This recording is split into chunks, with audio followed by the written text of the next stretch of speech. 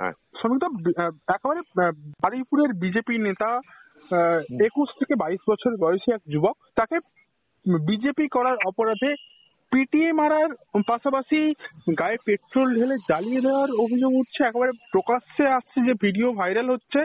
বাবা, দাদা এবং আরো 2 তৃণমূল কর্মী নামে পরিচিত এলাকায় সেই 2 ব্যক্তি যারা 4 জনে মিলে আসলে ব্যাপারটা হচ্ছে যে বিজেপি বলে মিডিয়ার অ্যাক্সেসে এসেছে। হ্যাঁ, যারা দিকে দিকে এখন ক্ষয়িষ্ণু তৃণমূল বা আইএসএফ এর সঙ্গে যুক্ত, তাদের সঙ্গে বিগত 1 থেকে 1.5 বছর ধরে এই ঘটনা তাদের সঙ্গেও হচ্ছে। তার মামলা আমরা হাইকোর্টে করছি, কিন্তু সেখানে মিডিয়া কোনো হাইলাইট হয়নি। তিনি আইএসএফ এর কর্মী। প্রকাশ্যে তার ছেলেকে আটকে রেখে 85,000 টাকা নেওয়া হয়েছে এবং তার বাড়ি পুড়িয়ে দেওয়ার হুমকি দেওয়া হয়েছে এবং পরিষ্কার তাকে মারধর করা হয়েছে। এই ঘটনা এখন দিকে দিকে হচ্ছে। রাজ্য সরকার, আমি একটাই কথা বলছি, দুটো সরকারেরই একই লক্ষ্য। দেশের যে কেন্দ্রীয় সরকার, সে চাইছে যেন তেন প্রকারণে পুরো দেশে নিজের কবজা বানাতে, আর রাজ্যের যে সরকার, রাজ্য সরকার, সে চাইছে যারা বিরোধী আছে তাদের কণ্ঠকে রোধ করে, তাদেরকে আটকে, তাদেরকে যেভাবে হোক মেরে ধরে তাদের একদম নিশ্চিহ্ন করে দেওয়া, যাতে ভোটে তারা কোনো কন্টেস্ট না করতে পারে এবং চিটিংবাজি করে হোক, ধাপ্পাবাজি করে হোক, রিগিং করে হোক, রাজ্য সরকার আবার 26 সালে ভোটে জিতে এসে মানুষের ওপর আবার চিটিংবাজি করতে পারে পরবর্তী 5 বছরের জন্য। এটা একদম এই প্রকাশ্য এই উদ্দেশ্য নিয়ে কাজটা করা হচ্ছে। শুধু এই ঘটনা চোখে আঙুল দিয়ে যেটা দেখাচ্ছে, শুধুমাত্র ভিডিওতেও যে ভাইরাল ভিডিও হয়েছে, সেই ভিডিও ভাইরাল না হলে তো লোক জানতেই পারতেন না এবং নর্মাল একটা খুনের ঘটনা হিসাবে পারিবারিক দ্বন্দ্ব বলে চালিয়ে দেওয়া হতো। কিন্তু যে ভিডিও ভাইরাল হচ্ছে, সেই ভিডিওর মধ্যে এই অডিওটাও রয়েছে। কিরে বিজেপি করিস, কিরে বিজেপি করিস, মানে আপনাকে আমি আরেকটা কথা বলছি, বিজেপির শুধু আপনি এই ঘটনা বলছেন, বিজেপির একজন নেত্রী 2021 সালে ভোটের পরে কাঁদতে কাঁদতে তিনি এসে তার লয়ারের মারফত মামলা করেছিলেন। ঠিক যেদিন ভোট শেষ হয়েছে তার পরের দিন হাইকোর্টে এসে তিনি বলেছিলেন তিনি তার মক্কেল বা একটা এলাকায় বিজেপির হয়ে দাঁড়িয়েছিল। রাত্রির বেলা যখন দেখা গেল যে সেই এলাকায় তৃণমূল জিতলো, তার বাড়িতে 50টা লোক নিয়ে অ্যাটাক করা হয় এবং তাকে পরিষ্কার বলা হয় যে আপনাকে এক্ষুনি রেপ করা হবে যদি না আপনি প্রত্যেকটা বাড়ি থেকে বিজেপির পতাকা খুলে ওখানে তৃণমূলের পতাকা লাগান এবং মমতা ব্যানার্জির নামে জয়ধ্বনি না দেন। এই ঘটনা 2021 সালে হয়েছে। সুতরাং এটা কোনো নতুন ঘটনা নয়। আপনি যেটা বলছেন, 4 বছর আগেও পশ্চিমবঙ্গে এই ঘটনা প্রত্যক্ষ করেছে, কলকাতা হাইকোর্টের অর্ডারও আছে। তবে শ্রমিকদা, যেখানে সরাসরি যারা পিটিয়ে মারছে দেখা যাচ্ছে এবং তারা ওই ওই যুবকের রক্তের সম্পর্কের বাবা এবং দাদা, এই দিক থেকে তো এটা মানবতারও একটা বিরোধী কাজ, বিরোধী অপরাধ। আপনি একটা সাধারণ দিক থেকে একটা অবলা প্রাণীকে পর্যন্ত পিটিয়ে এভাবে মারা যায় না। যেই ভিডিও কাকে মারছে, ছেলেটাকে মারছে, যুবককে পিটিয়ে মারছে দেখা যাচ্ছে। হ্যাঁ, কারা মারছে? বাবা এবং দাদার বিরুদ্ধে যে অভিযোগ, নিজের বাবা দাদা। তাহলে এটা কোনো পারিবারিক অভিযোগ।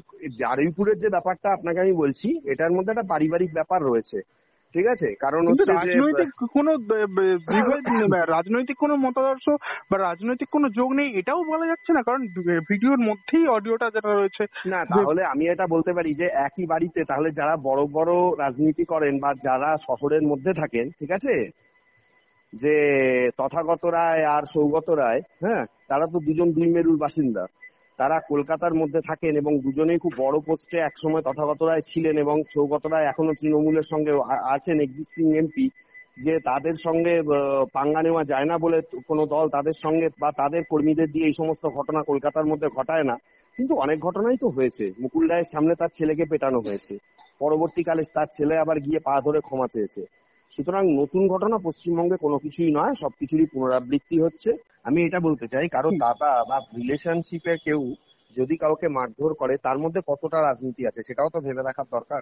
যদি সেটাকে এখন বিজেপি, সেখানকার বিজেপি বা সেখানকার, কিন্তু সমৃদ্ধ এখানেও তো বাদ দেওয়া যায় না, কারণ যেখানে ভিডিওর মধ্যে অডিও রয়েছে, পাশাপাশি ওই দাদা এবং বাবা যখন পিটিয়ে মারছে তার সঙ্গে সহযোগিতা করতে দেখা যাচ্ছে আরো 2 ব্যক্তিকে, যারা এলাকায় তৃণমূল পারিবারিক একটা দ্বন্দ্ব রয়েছে, এটা পরিষ্কার বোঝাই যাচ্ছে, ঠিক আছে? এবং না হলে কারো বাবা তার ছেলেকে মারবে কেন? ঠিক আছে, এটার মধ্যে একটা পারিবারিক দ্বন্দ্ব রয়েছে। তবে ওখানে যেহেতু বিজেপি করার জন্য বাবা দাদা মারছে, এটা আনফরচুনেট। মানে দেখুন, হয়তো হতে পারে, আপনি দেখুন সেখানকার এডুকেশনাল কোয়ালিফিকেশন সেই ফ্যামিলির কি আছে। মানুষের এডুকেশন যখন কম থাকে বা মানুষকে যখন বোকা বানিয়ে রাখা হয়, তখন এরকম ঘটনা ঘটে। সঙ্গীতা, এবং একটা প্রশ্ন উঠছে, শেষ প্রশ্ন আপনাকে জানতে চাইবো, বলুন। তাহলে কি এভাবে রাজ্যে তৃণমূল বিরোধী, শাসক বিরোধী দলগুলিকে আগে থেকেই 26-এর নির্বাচনের আগে কোথাও একটা শিক্ষা দিতে চাওয়া হলো? হ্যাঁ, হতেই পারে, হতেই পারে। আপনি আপনি আর একটা জিনিসও লক্ষ্য করেছেন কিনা জানি না, বলতে বাধ্য হচ্ছি। হ্যালো, হ্যাঁ বলুন। ওয়াকফ বিরোধী আন্দোলন রাজ্য সরকারও করেছিল, রাজ্য সরকারের মুসলিম বিধায়করাও করেছিল। হ্যাঁ, কিন্তু যখন ওয়াকফ বিরোধী আন্দোলনে নওশাদ দেখা গেল সিদ্দিকীকে আটকানো হলো কেন? নওশাদ সিদ্দিকী নওশাদ সিদ্দিকীকে আটকানো হলো, হাইকোর্টের একজন লয়ার তার সাথে ছিলেন, তাকে আটকানো হলো, এবং আরো অনেককে আটকানো হলো।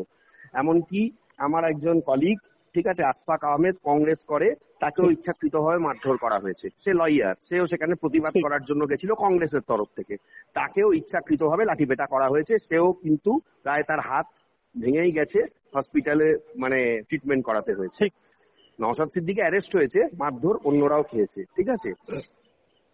তাহলে সেখানে তো শাসকও বিরোধিতা করেছিল, দিল্লিতে যখন আইনটা পাস হয়েছিল, পার্লামেন্টে মামলাও চলছে। এখানে কিন্তু পুলিশ বেছে বেছে বিরোধীদের মারলো কেন, এবং কারা মারলো? স্টেট পুলিশ মারলো। সেই স্টেট পুলিশ যাদের বাবারা মানে তৃণমূল কংগ্রেসে যারা আছে, মানে তৃণমূল কংগ্রেসই তো স্টেট পুলিশকে চালাচ্ছে, মুখ্যমন্ত্রী, পুলিশ মন্ত্রী, যাদের বাবারা মারা তৃণমূল কংগ্রেসে আছে, তারা তো তার বিরোধিতা করে দিল্লিতে অনেক কিছু করেছিল, এমনকি সংসদ পরিত্যাগও করেছিল। সুতরাং বোঝাই যাচ্ছে, যার যেখানে দম, সেটা রাজনৈতিক হোক বা যে কোনো ধরনের ইস্যু, রাজনীতিটাই বেশি, সেখানে কিন্তু বিরোধিতা করলে সরকারের খড়গহস্ত এবং সরকারের কি বলা যেতে পারে, মানে সরকার যে কোনো ভাবে তাদেরকে প্রিভেন্ট করবে। সেখানে কিন্তু সরকার বিরোধী সবাই কিন্তু একই, শাসকের মানদণ্ড রাজদণ্ডে পরিণত হচ্ছে। যে কথা আগে বলা হতো, এখন সেই জিনিসটাই দেখা যাচ্ছে।